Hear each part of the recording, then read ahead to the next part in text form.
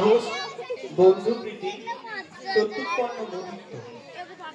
এখন আমাদের বিবেক বাহিনীর শিশুরা তাদের অভিনয় দক্ষতার মধ্য দিয়ে স্বামী বিবেকানন্দের জীবনের কিছু ঘটনা আপনাদের সামনে তুলে ধরবে, যে ঘটনাগুলির মাধ্যমে স্বামী বিবেকানন্দের সাহস, বন্ধুপ্রীতি ও প্রত্যুৎপন্ন মতিত্বের পরিচয় পাওয়া যায়।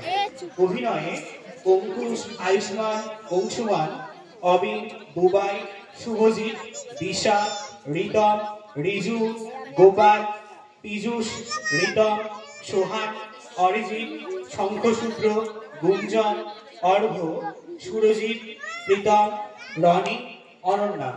শুরু হচ্ছে আজকের নাটক বিবেকানন্দের ছেলেবেলা।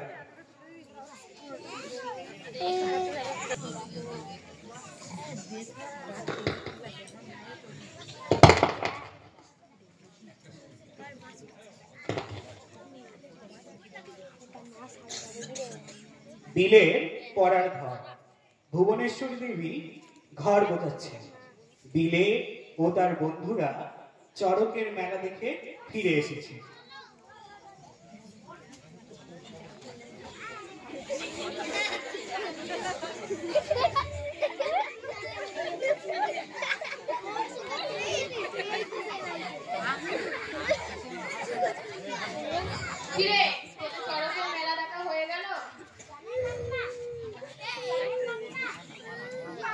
একটা ছেলেকে পেয়ারা বাঁচিয়ে দিয়েছে। ছেলেটা একেবারেই পিছিয়ে তো কাকিমা। তার কি হয়েছিল বাবা? আমরা সবাই রাস্তার ধার ধরেই আসছিল। আমাদের দলের সবচেয়ে ছোট পল্টু পিছিয়ে গেছিল আর বেখিয়ালে রাস্তার মাঝখানে চলে গেছিল। আর একটা ঘোড়া গাড়ি তীর বেগে এসে একেবারে সামনে। রাস্তার লোকগুলো সব গেল গেল বলে চেঁচাচ্ছিল। আমরা তাকে বুঝতেই পারিনি। বিলে সবার শেষে ছিল। এই বিলে বল না তারপর কি হয়েছিল? আমি দেখা মাত্র পুতুলটাকে বাবা বলে চেপে ডাইরেক্ট দিয়ে পড়লি আর পল্টুর হাত ধরে এক ঝাটকা টান দিল। সঙ্গে সঙ্গে ওই জায়গাতেই ঘোড়া গাড়িটা পেরিয়ে গেল। রাস্তার দুজন লোক এসে আমাকে আর পল্টুকে তুললে।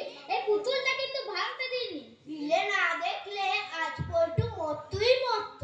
রাস্তায় সব লোক বিলেকে কি আশীর্বাদ করলে। তা করবে না বাবা, এই তো মানুষের মতো কাজ। সব সময় এরকম মানুষ হওয়ার চেষ্টা করবি। কাকিমা আমরা বিলেকে খুব মানি। বিলে আমাদের লিডার। তোমরা সব এখন এসো বাবা, ঘরে মায়েরা ভাববে। আসছি কাকিমা, আসছি কাকিমা, কাকিমা আসছি।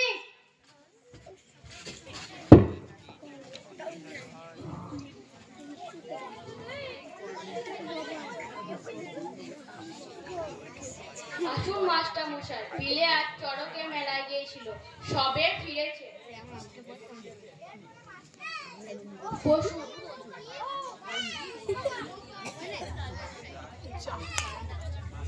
মাস্টার মশাই, নরেন্দ্র ইংরাজি শিখবে না বলছে। বলে ও তো বিদেশি ভাষা, ব্রিটিশদের ভাষা। আমি শিখতে যাব কেন? ব্রিটিশরা বরং আমাদের বাংলা সংস্কৃত শিখুক। বড় হচ্ছে, ব্রিটিশদের বিরুদ্ধে কত রকম কথা শুনছে। আপনি ওকে একটু বুঝিয়ে বলবেন। কিন্তু ও তো ইংরাজি ভালোই পারে। তা পারবে না কেন? ও তো আমার কাছে প্যারিচরণের ফার্স্ট বুক আগাগোড়া মুখস্থ করেছিল। হ্যাঁ, যে বললে ও ঠিক শুনবে। তবে এখন যখন গো ধরেছে কিছুদিন থাকবে মনে হয়। তবে ওর মতো মেধা আর স্মৃতিশক্তি খুব কমই দেখা যায়। যে পড়া অন্যদের 3 ঘন্টা লাগে ওর পক্ষে 8 ঘন্টাই যথেষ্ট। তাই আমাকেও আর বেশি খাটতে হয় না। তার বদলে আমি ওকে পুরাণ মহাভারতের কাহিনীগুলো বলি। দেবদেবীর অনেক স্তোত্র ও কণ্ঠস্থ করে ফেলেছে। ও আপনার থেকে সংস্কৃত উচ্চারণ ভালোই শিখেছে। হ্যাঁ, উর্দুবোধ ব্যাকরণের প্রায় সব সূত্রই মুখস্থ। ওই তো বিলে চলে এসে। মাস্টার মশাই আপনি পড়ান, আমি আসি।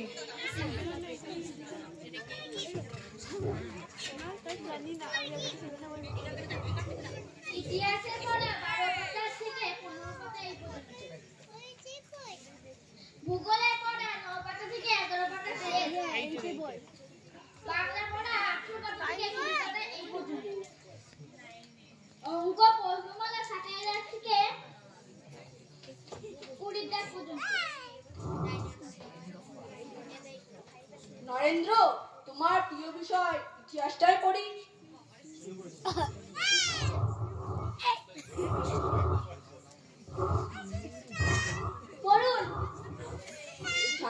1707 খ্রিস্টাব্দে মুঘল সম্রাট ঔরঙ্গজেব মারা যান।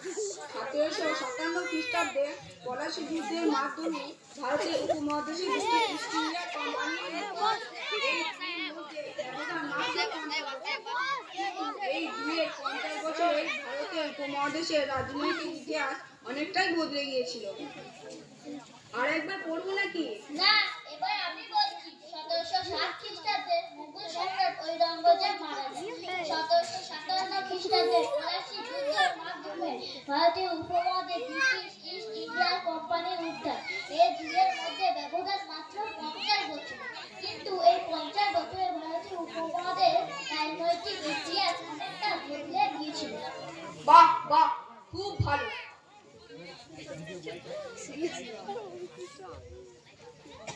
আমরা বীরের সাহস, মেধাশক্তি পরিচয় পেলাম। যে কাজে সকলে এগিয়ে যেতে ভয় পেল, সেই কাজে বিলে তার প্রাণের ঝুঁকি নিয়ে এগিয়ে গেল এবং সকলকে শিক্ষা দিল যে আমাদের সাহসী হওয়া অত্যন্ত প্রয়োজন। এছাড়াও তিনি শেখালেন যে মন একাগ্র হলে কত সহজে যে কোনো কাজ করা যায়। এখন আমরা বিলের 7-8 বছর বয়সের একটি ঘটনার অভিনয় দেখি।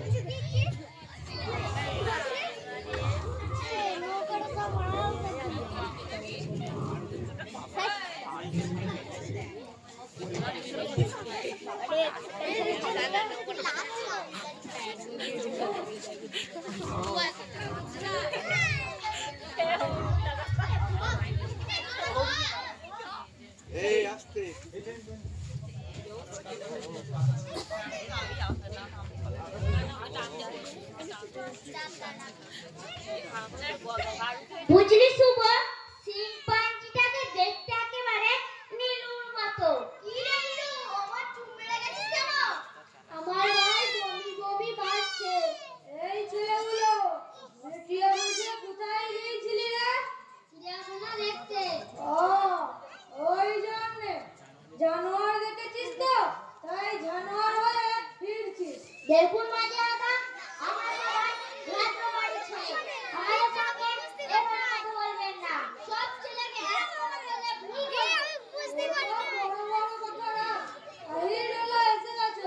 পয়সা বের করে দে। এই মাথা বাইরে কর, মাথা বাইরে কর বলছি। না, মাথা বাইরে করে কি মাথা বলবে? ওকে ধরে রাখ। হোয়াট কথাটা বদলাই তো। সোয়ের নিচে পর্যন্ত সব নোংরা করে দিবি। এই মুরলি, সব পরিষ্কার করতে হবে। ও ঠিক আছে, পানি মারনে হোগা, সব নিকল जाऊंगा।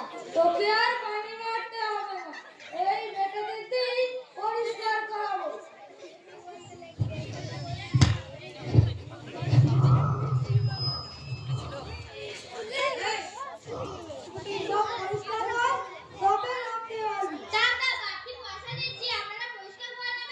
পয়সা দিয়ে দিচ্ছি। কত পয়সা দিবি? 2 টাকা লাগবে। এত পয়সা আমরা কোথায় পাবো? 4 আনা, বড় 8 আনা দিতে পারি। ঠিক আছে, তাহলে সাফা লাগা।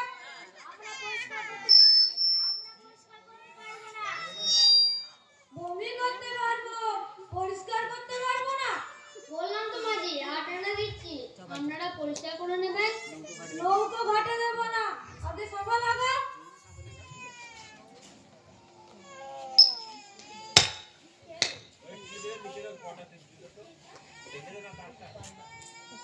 জলদি সাফা লাগা।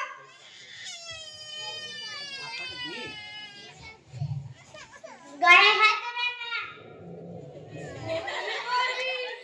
সাফা করবি না, আবার গায়ে হাত দেবেন না। চল। এই কি হচ্ছে নাকি? কি হচ্ছে নাকি?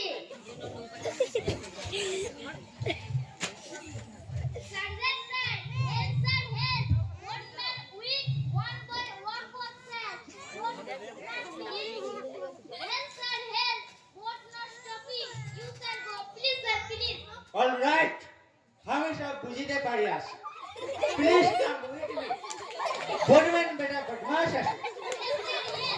गुडमैन का बांग्ला किया छे?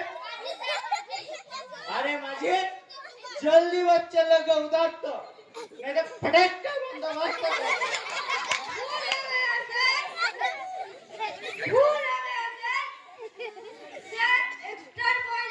नो एक्स्ट्रा पैसा जल्दी नामा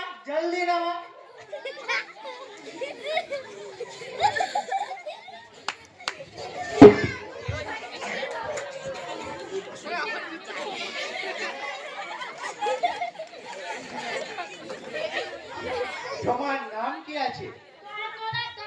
তোমার বাড়ি কোথায় আছে? তুমি অনেক বুদ্ধিমান ছেলে আছো, তোমাকে আমাদের খুব ভালো লাগে আছে। আমার কাছে থিয়েটারে এক্সট্রা টিকিট হয়ে আছে, তুমি ইচ্ছা করিলে আজ ইভিনিং এ আমাদের সহিত যাইতে পারো, আমাদের খুব ভালো লাগবে। ও ঠিক আছে, পড়াশোনা আছে, তুমি ভালো ছাত্র আছো, তুমি আরো ভালো ছাত্র হইবে, তোমাকে আমি বিলেস করে দিচ্ছি। Thank you sir. বন্ধুপ্রীতি, সাহস ও উপস্থিত বুদ্ধি পরিচয় নেবে। শুরু হচ্ছে পরবর্তী দৃশ্য।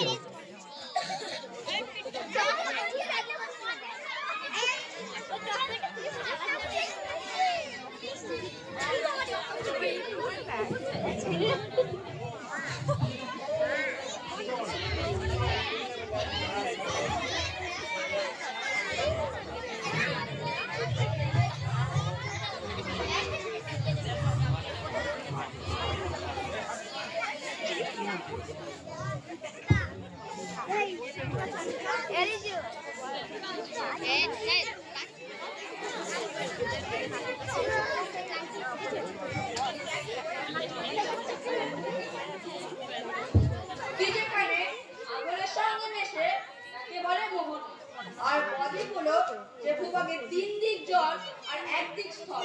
এরকম 3 দিক জলঘেরা ভূভাগকে বদ্বীপ বলে। যেমন এই ভারত দেশটা একটা বিশাল বদ্বীপ। পৃথিবীতে যত বদ্বীপ আছে তার মধ্যে সবচেয়ে বড় বদ্বীপ হলো আমাদের এই ভারতবর্ষ। এই কে সেই থেকে কথা বলছিস রে? কে কথা বলছিস?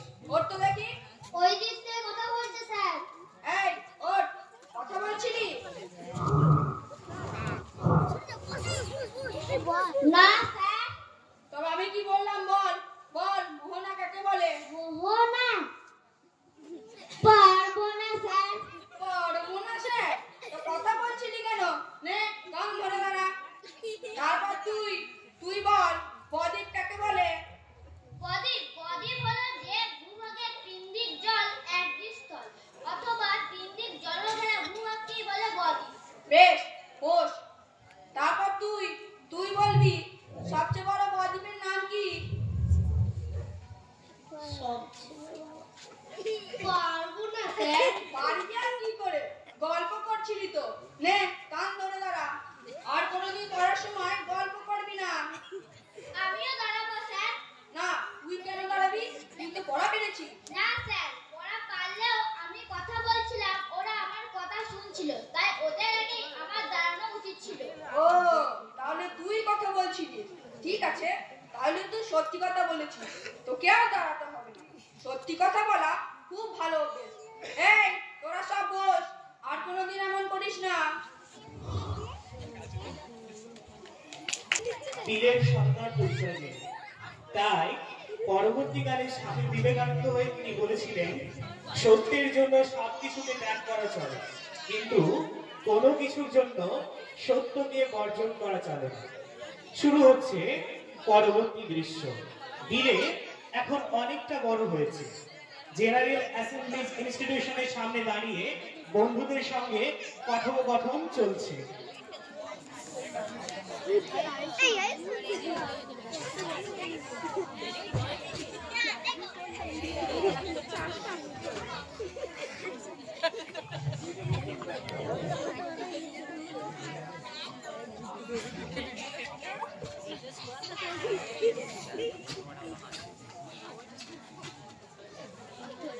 এই যে শেলির কবিতা ফিলোসফি অফ ক্রিকেট, পড়া বিপ্লবের ইতিহাস।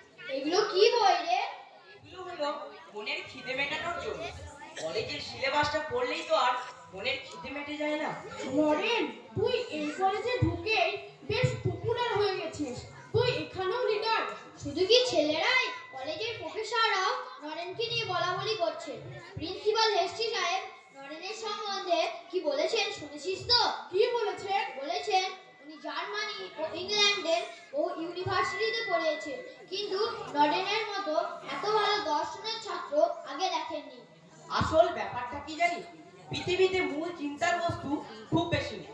আমি সেই মূল চিন্তার বস্তুগুলোকে ধরবার চেষ্টা করি, আর তার সপক্ষে আর বিপক্ষে যুক্তিগুলোকে মনের মধ্যে সাজিয়ে রাখি, আর ওইগুলো দিয়েই সমস্ত প্রশ্নের সমাধান তৈরি করি। কিন্তু তাই বলে কি আমরা পারবো?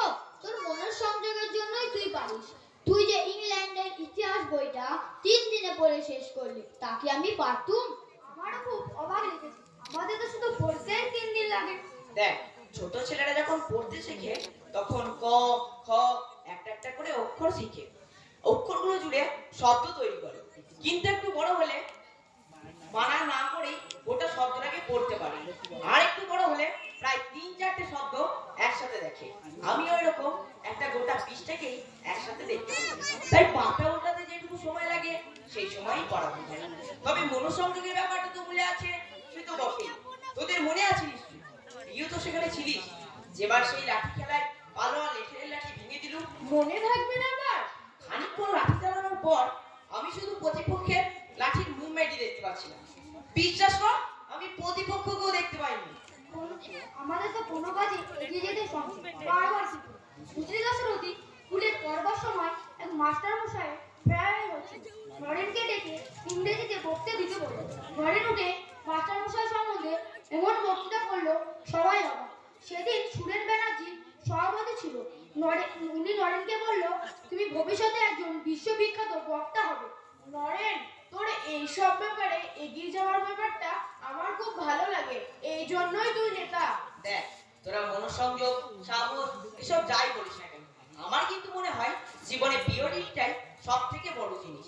কেউ বক্তৃতা দিতে পারলো, কেউ ভালো মুখস্থ করে নম্বর দিল, কি কেউ লাঠি খেলা জিতলো, এগুলো বড় কিছু। মনের পবিত্রতাটাই আসল জিনিস।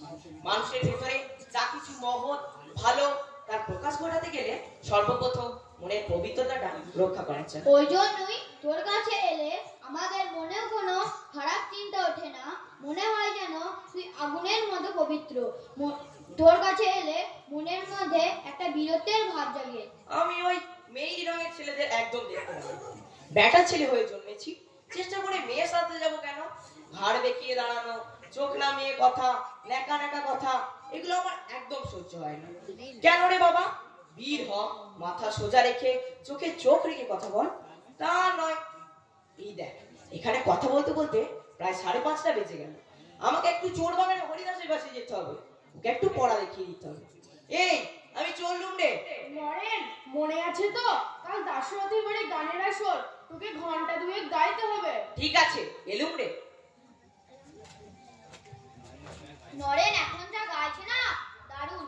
ও তো এখন গানের জন্য ব্রাহ্ম সমাজে কল পাচ্ছে, মাঝে মাঝেই ব্রাহ্ম সমাজে গাইতে যাচ্ছে। তুই তো কাল আসিনি, কৃষ্ণ স্যারও আসেনি। নরেনের বেঞ্চ বাজে গান শুরু হলো। পরের ক্লাসে প্রণব বাবু ক্লাসে ঢুকতেই দেখে গান চলছে। উনি বাইরে দাঁড়িয়ে গান শুনছিলেন। ক্লাসে ঢুকে জিজ্ঞাসা করলো, কে গাইছিল রে? নরেন যখন ওর বাবার সঙ্গে রায়পুরে গিয়েছিল তখন থেকেই ওর গানের শুরু। ও অনেক বড় বড় ওস্তাদের থেকে তালিম নিয়েছে, তবে ওর তানপুরা তবলা সব ঠিকঠাক রাখবে, কিন্তু নইলে বড় রাগ করে। চললুম রে। টাইমের আগে আসিস, জোগাড় যন্ত্র আছে। আচ্ছা আচ্ছা, বেশ।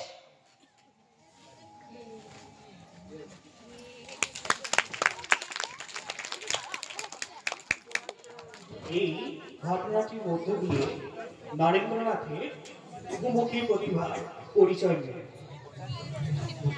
শুরু হচ্ছে পরবর্তী দৃশ্য।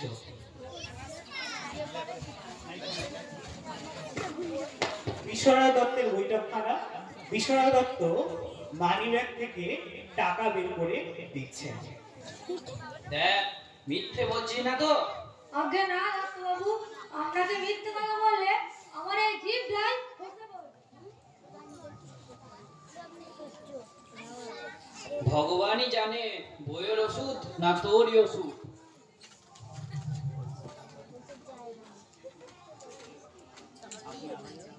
বাবা, আপনি আবার এদের টাকা দিচ্ছেন? এরা সব মিথ্যা কথা বলে টাকা নিয়ে গিয়ে মদ খায়। ওরে আমি কি আর জানি না রে, তবু দি, মদ খেতেই দি। তুই এখন কি বুঝবি, এরা সংসারে জ্বালা বলতে মদ খায়। তুই যেদিন এদের প্রাণের ব্যথা মন দিয়ে বুঝতে পারবি সেদিন তুইও দিবি। আপনি আমাকে ডেকেছিলেন? হ্যাঁ, একটা কথা বলবো বলে ডেকেছিল। তা রামও যখন এসেছো ভালোই হলো, রামের সামনেই বলি। বসো হে রাম।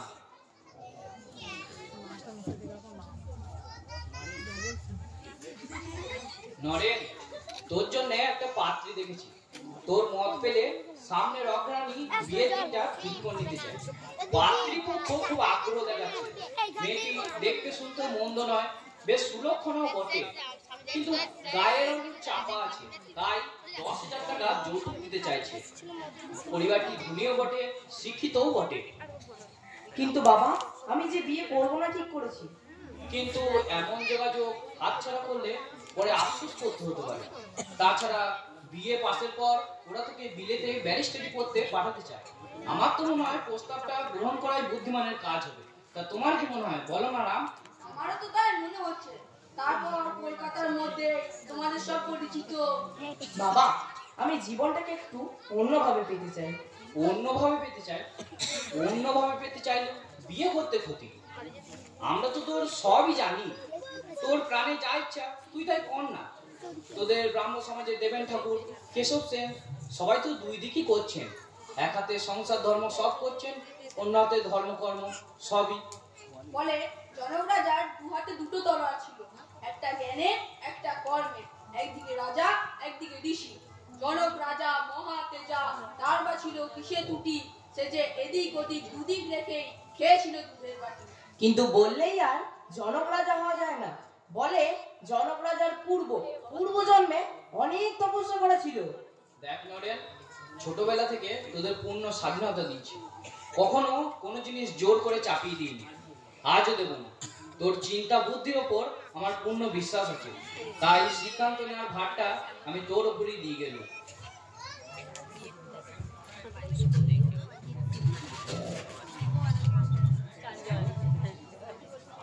দেখো নরক, তোমার মায়ের কাছে আমি সবই শুনেছি।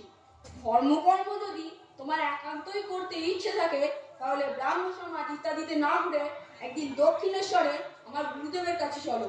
ওনার কাছে যা পাবে অন্য কোথাও তা পাবে না। দেখো রামদা, গুরু আমি অনেক দেখেছি, আর দেখে দেখে শুধু হতাশাই নিয়েছি। তাই নতুন করে আর হতাশা বাড়াতে চাই না। আরে তুমি ভুল বুঝছো, উনি সেরকম গুরুদেব নন। আমরা গুরুদেব মনে করি, কিন্তু উনি গুরুগিরি করেন না, দীক্ষা টিক্ষাও দেন না, শুধু ঈশ্বর নিয়েই থাকেন। জীবের মঙ্গলের জন্য এমন আরতি চোখে না দেখলে বিশ্বাস করা যায় না। কে আপনার গুরুদেব? দক্ষিণেশ্বরের রামকৃষ্ণ পরমহংস, তার বাড়িতেই থাকেন। রামকৃষ্ণ পরমহংস? হ্যাঁ, ওনার কাছে এসে কেশব সেন, বিজয় গোস্বামী, গিরিশ ঘোষ ওদের ধর্মজীবনে প্রাণ এসেছে। আমি তো প্রতি সপ্তাহেই ওনার কাছে যাই। আচ্ছা, উনি সুরেন মিত্রের গুরুদেব না? হ্যাঁ হ্যাঁ। ও, তবে তো আমি তাকে একবার দেখেছি। গান করবার জন্য সুরেন বাবু রমাকে ডেকে নিয়ে গিয়েছিলেন। সুরেন বাবুর বাড়িতে আমি তাকে গান শুনিয়েছি। তিনি আমাকে দক্ষিণেশ্বরে যেতে বলেছিলেন, কিন্তু সামনে পরীক্ষা থাকায় আর যাওয়া হয়ে ওঠে। উনি যেতে বলেছিলেন, তুমি যাওনি? তাহলে চলো একদিন। আচ্ছা, ওনার কি সমাধি হয়? কলেজে পড়াবার সময় এসটি সাহেব বলেছিলেন। কি বলেছিলেন? এসটি সাহেব কলেজে ওয়ার্ডসওয়ার্থের এক্সকারশন কবিতা পড়াবার সময় বলেছিলেন যে ওয়ার্ডসওয়ার্থের নাকি সমাধি হতো, আর তারপরে বলেছিলেন রামকৃষ্ণ পরমহংসদেবের নাকি সমাধি। তোমরা ইচ্ছা করলে তাকে গিয়ে একবার দেখে আসতে পারো। আসবে ঠিক আসতে দিক কর গোদা তবে আর দেরি না করে চলো একদিন তোমাদের পাড়া সুরেন মিত্রের সঙ্গেই ঘুরে এসো।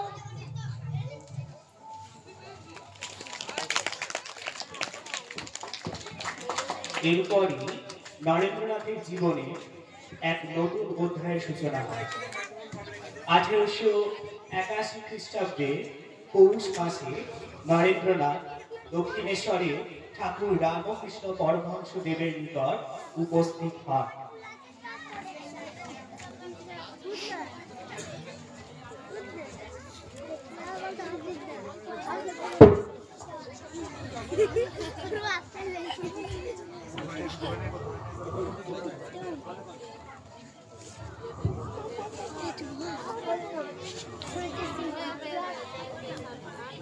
দক্ষিণেশ্বরে শ্রী রামকৃষ্ণ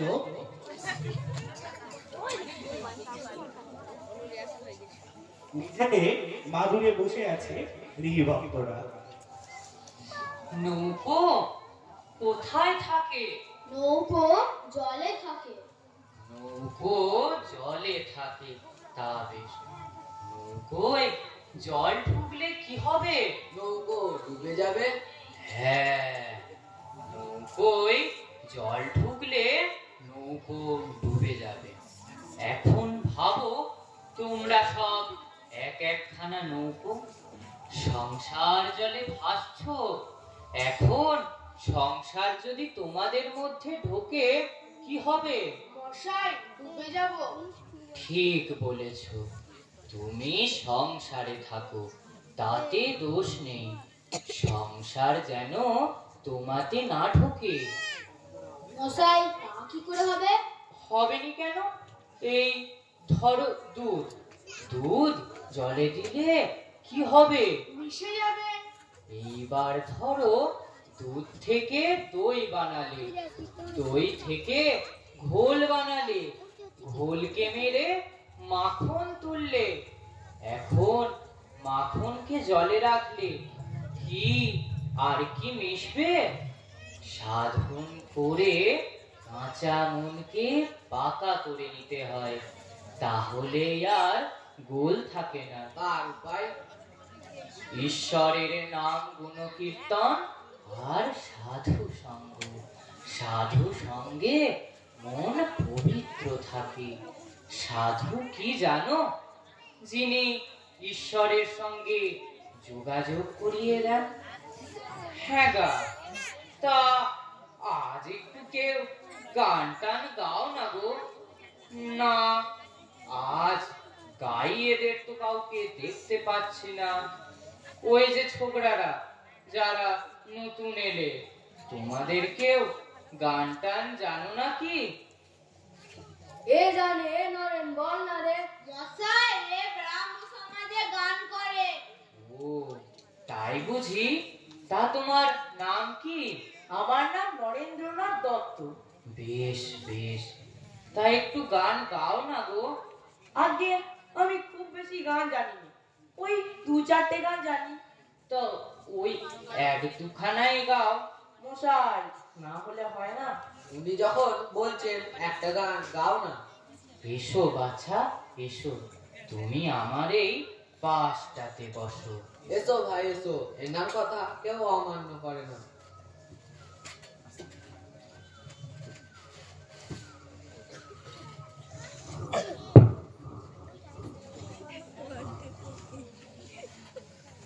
মন চলো নিজ নিকেতনে, মন চলো নিজ নিকেতনে। সংসার বিদেশে বিদেশীর বেশে, ভ্রম কেন অকারণে। মন চলো নিজ নিকেতনে।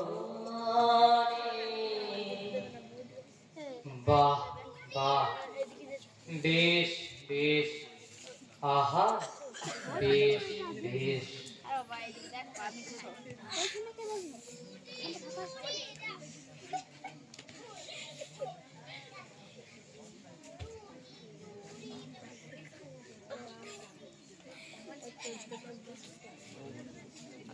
ও তুই এসেছিস?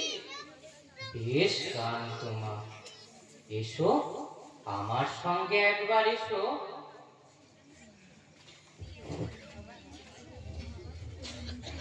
কই এসো।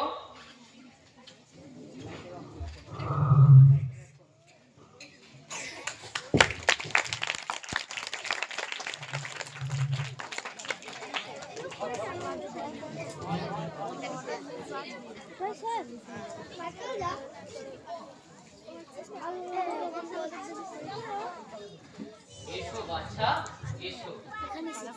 দাঁড়াও, দরজাটা বাইরে থেকে ভেজিয়ে দিই।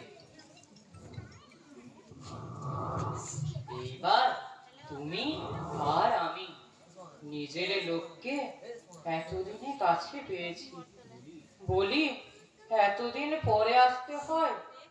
আমি তোমার জন্য কত অপেক্ষা করে আছি, একবারও ভাবতে নেই এইবার যে আমার তোমার জন্যই আসা। হ্যাঁ রে, ভগবান কি ফল মিষ্টি চায়? ভগবান চায় ভক্তি। পরে ওসব বিষয়ী লোকের বাজে বকবকানি শুনতে শুনতে আমার কান ঝালাপালা ধরে গেল। গানের কথা বলার লোক না পেয়ে আমার পেট ফুলে আছে।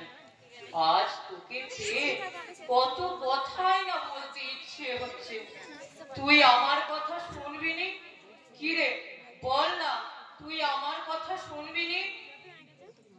জানি আমি প্রভু, তুমি সেই পুরাতন ঋষি নররূপী নারায়ণ, জীবের দুর্গতি দূর করতে পুনরায় শরীর ধারণ করেছো। শব্দ এক ঋষি মোর গভীর ধ্যানে মগ্ন আছো।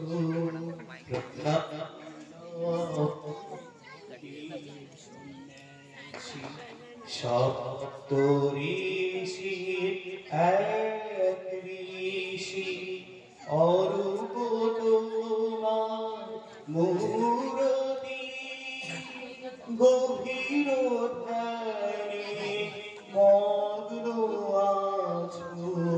প্রণাম নহ বীর সন্ন্যাসী, সপ্ত ঋষি এক ঋষি।